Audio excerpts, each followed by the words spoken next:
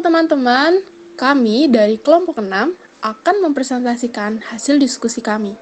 Presentasi kami kali ini berjudul Permasalahan Hukum Konsumen di Era Revolusi 4.0 dan Upaya Penyelesaiannya. Latar belakang. Perubahan terus terjadi di dunia ini untuk mencapai kemudahan dalam melakukan sesuatu.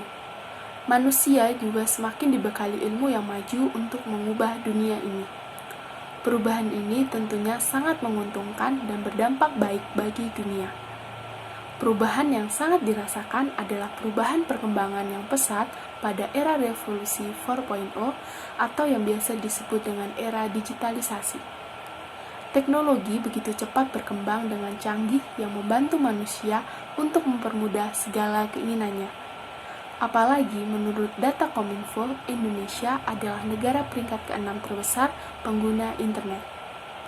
Dalam kehidupan sehari-hari dapat dirasakan kecanggihan teknologi seperti melakukan transaksi jual-beli secara online, baik barang maupun jasa. Konsumen dapat dengan mudah mendapatkan apa yang diinginkan. Maka dengan perkembangan ini pula, para pelaku usaha semakin giat untuk meningkatkan produknya dengan kecanggihan teknologi yang ada pula. Dengan begitu, apakah manusia yang merasakan perbedaan era revolusi 4.0 siap untuk menghadapinya? Apakah perubahan ini bisa dikatakan menguntungkan bagi semua pihak?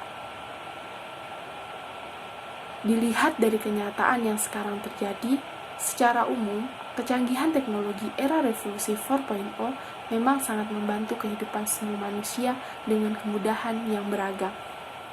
Kemudahan dan kecanggihan sudah dirasakan. Manusia mulai lupa bagaimana menggunakan teknologi dengan positif, yang pada akhirnya menimbulkan pihak lain demi keuntungan pribadi. Apalagi sekarang banyak manusia yang menggunakan teknologi hanya untuk kepentingan komersil tanpa mementingkan hak orang lain. Era revolusi 4.0 ini memberikan kemudahan yang harapannya untuk mengatasi masalah terkadang malah berjalan tidak semestinya. Pelaku usaha banyak memanipulasi konsumen dengan barang atau jasa yang tidak sesuai dengan keinginan konsumen. Permasalahan konsumen akhirnya bermunculan akibat pelaku usaha yang kurang bertanggung jawab. Lalu sebenarnya, apa yang memulai permasalahan ini? Indonesia adalah negara hukum di mana segala sesuatunya diatur agar dapat melindungi masyarakatnya. Konsumen dilindungi oleh Undang-Undang Hukum Konsumen untuk mengantisipasi permasalahan yang berkaitan. Dan Undang-Undang IT berkolaborasi di sini untuk memecahkan permasalahan yang ada. Namun dengan perlindungan hukum yang sudah ada, permasalahan tetap terjadi. Apakah undang-undang menjamin permasalahan hukum konsumen tidak terjadi? Rumusan masalah 1. Bagaimana terjadinya permasalahan hukum konsumen di era revolusi 4.0? Kedua, bagaimana upaya penyelesaian yang dilakukan untuk mengatasi permasalahan yang muncul? Arti era revolusi 4.0 berkaitan pelindungan konsumen menyangkut dasar hukumnya. Secara garis besar, diketahui bahwa era revolusi 4.0 adalah era di mana adanya perubahan dan perkembangan yang sangat pesat dalam dunia teknologi dengan memanfaatkan internet. Undang-Undang Nomor 8 Tahun 1999 tentang Perlindungan Konsumen yang menjadi pedoman dan dasar hukum bagi perlindungan konsumen yang ada di Indonesia dianggap belum secara optimal dalam menyelesaikan permasalahan seputar perlindungan konsumen di era digitalisasi saat ini. Sehingga diciptakannya Peraturan Pemerintah Nomor 71 Tahun 2019 tentang penyelenggaraan sistem dan transaksi online yang merupakan turunan dari Undang-Undang Nomor 11 Tahun 2008 tentang Informasi dan Transaksi Online UU ITE diharapkan mampu melengkapi serta menyelesaikan permasalahan seputar hukum konsumen di era digitalisasi saat ini. Kemudahan-kemudahan yang menjadi pemicu suatu masalah. Yang pertama, adanya metode cash on delivery atau COD. Yang kedua, tidak adanya ongkir atau ongkos kirim.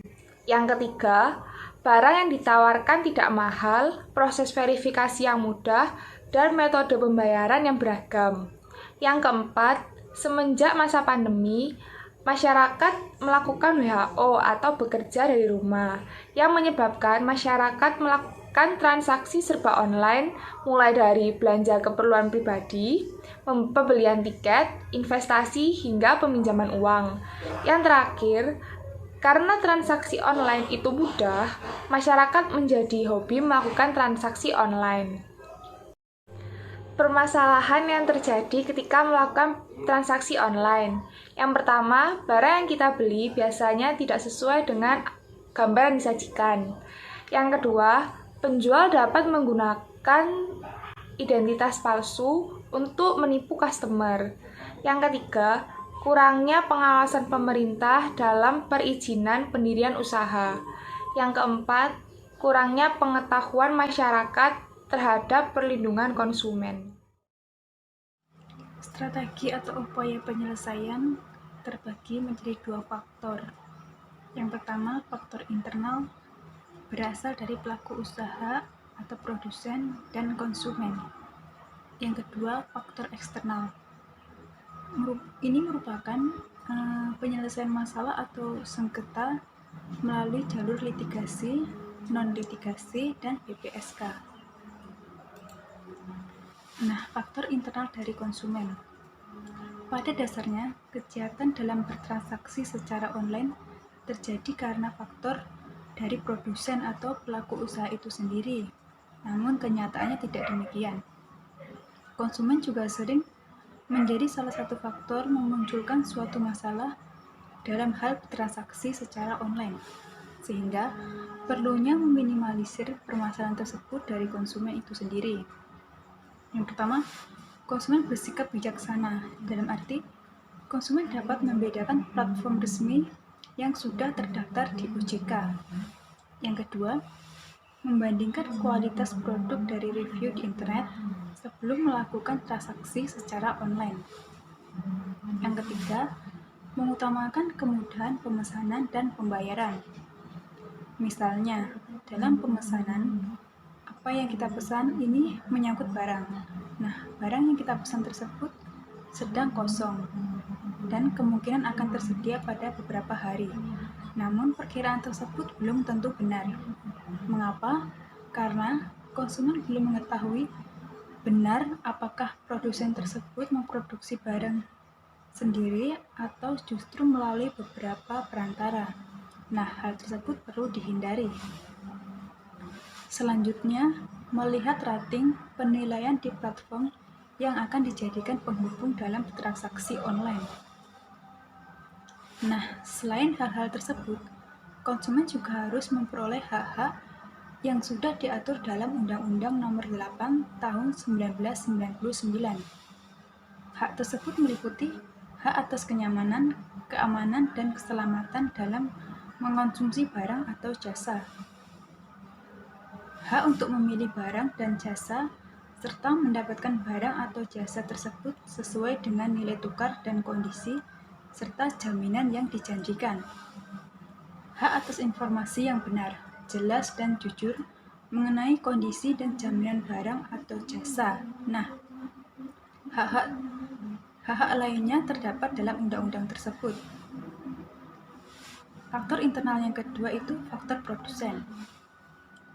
Kegiatan transaksi secara online tidak dilakukan dengan bertatap muka secara langsung, yang merupakan faktor terjadinya kejahatan dari pihak produsen, sehingga perlunya pemenuhan kewajiban dari seorang produsen itu sendiri yang sudah termuat dalam Pasal 7 Undang-Undang Perlindungan Konsumen.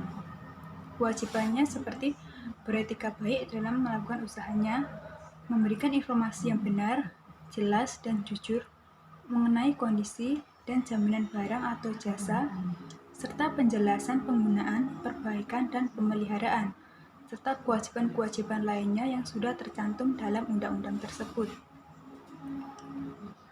Yang kedua, faktor eksternal. Ini merupakan penyelesaian suatu masalah atau sengketa melalui jalur yang pertama, jalur litigasi, yang merupakan penyelesaian suatu sengketa yang dihadapi melalui jalur peradilan. Prosesnya tentu memberikan informasi, bukti terkait atas sengketa yang dipersidangkan. Gunanya untuk menghindari permasalahan yang tak terduga di kemudian hari.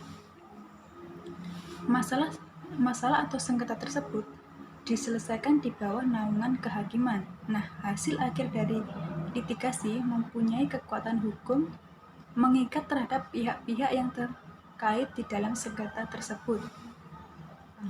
Jalur kedua, jalur non-litigasi, yang merupakan alternatif penyelesaian dengan etika baik atau secara kekeluargaan. Berdasarkan UU Arbitrase Nomor 30 Tahun 1999, penyelesaian sengketa dapat dilakukan melalui konsultasi, negosiasi, mediasi, konsiliasi, atau penilaian para ahli.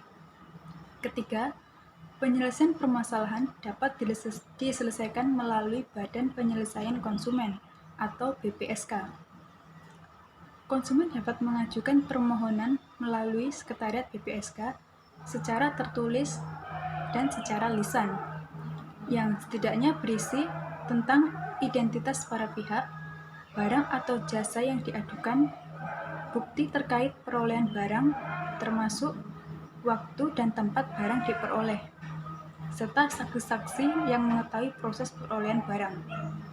Sehingga melalui BPSK, para pihak yang bersengketa diarahkan ke jalur non-litigasi yang sesuai kesepakatan antara yang bersengketa, yaitu konsumen dan produsen. Nah, sering berkembangnya teknologi saat ini, penyelesaian sengketa dapat menggunakan mekanisme inovatif, yaitu ODR atau Online Dispute Resolution. ODR adalah penyelesaian sengketa yang dilakukan secara daring dengan menggabungkan informasi pengolahan teknologi komputer dengan fasilitas jaringan komunikasi internet, yang tentunya memiliki beberapa keuntungan. ODR diawali dengan kesepakatan para pihak untuk menyelesaikan sengketa. Kemudian, pihak bersengketa akan diberi panduan oleh profesional untuk menjalankan mekanisme ODR secara daring dengan menggunakan perangkat yang telah disediakan sebagai alat bertukar informasi. Dari pembahasan dan strategi di atas, dapat disimpulkan bahwa perubahan setiap era revolusi mempunyai karakteristik yang berbeda-beda. Jika sudah ada perubahan, maka harus siap dengan perbedaan situasi yang ada pula. Yang sebenarnya perubahan itu merupakan tujuan puncaknya demi membantu manusia mempercepat dan mempermudah pekerjaan atau kebutuhannya. Kemudahan yang ada itu akhirnya dimanipulasi sehingga timbul permasalahan. Konsumen dan pelaku usaha sebenarnya sudah memiliki hak dan kewajiban yang sama, yang gunanya itu agar ada keseimbangan antar pihak. Namun, permasalahan bukan langsung hilang. Permasalahan itu tetap ada yang sebenarnya diakibatkan dari keegoisan atau mementingkan diri sendiri yang melanggar hak orang lain.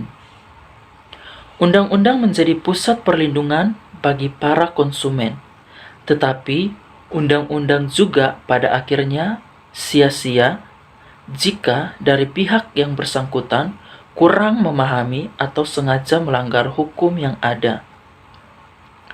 Undang-undang sudah mengupayakan perlindungan dan partisipasi pihak terkait untuk tidak melanggar hukum.